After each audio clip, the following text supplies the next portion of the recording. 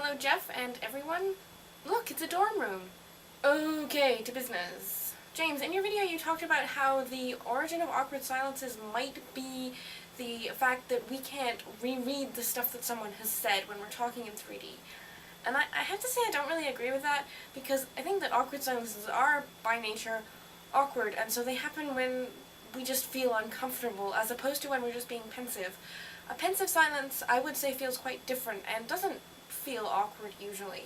I'm also kind of inclined to disagree with you in that 3D is less conducive to reflective thought. I agree that it's easier to have a reflective thought discussion if you are typing because you can properly plan everything out, but I don't think that 3D discussions are by nature any less deep. Jeff, you talked about a couple of sort of definitions of the internet that I thought were interesting to highlight. First of all, the idea that it is a safe haven and, as I have found moving to university, a totally portable home. That, which is in total contrast to what you called an anarchy disaster zone. I just thought the contrast was pretty interesting, but it also made me think about the respective coverage in the media. I don't know if you've noticed, you probably have, but the media tends to portray the internet as a really dangerous place, and you know, people take advantage of the anonymity to troll and to be horrible and all that jazz. Yeah, I don't feel the need to explain that to you. Whereas the positive parts of the internet, like Nerdfighteria and various other things like the Beckoning Lovely, don't always get as much coverage, and maybe that's just a product of the media being so, well, you know what the media is like, and that it tends to hone in on negativity. And I suppose the same is true for all news media. You know, usually it's not about all the happy-go-lucky things that happen. Going back to the anarchy disaster zone thing though, Spencer, you brought up the idea of danger on the internet, which I thought was quite interesting.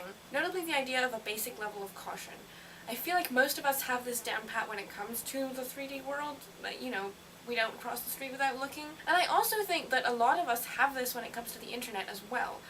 But I think that, for lack of a better term, non-internet savvy people don't believe that anyone has this, and that they assume that nobody on the internet has that basic level of caution, and thus we're all gonna be, you know, fished and trolled and all that stuff.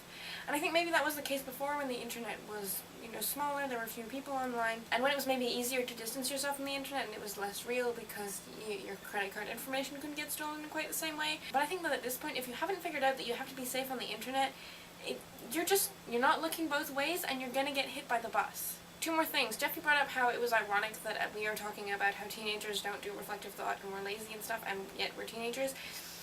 You know what, we're not typical teenagers. Finally, brainspace. Spencer and Jeffy both talked about the idea of how externalizing our memory could possibly free up more space to do more productive things with our brain. I have to say I disagree.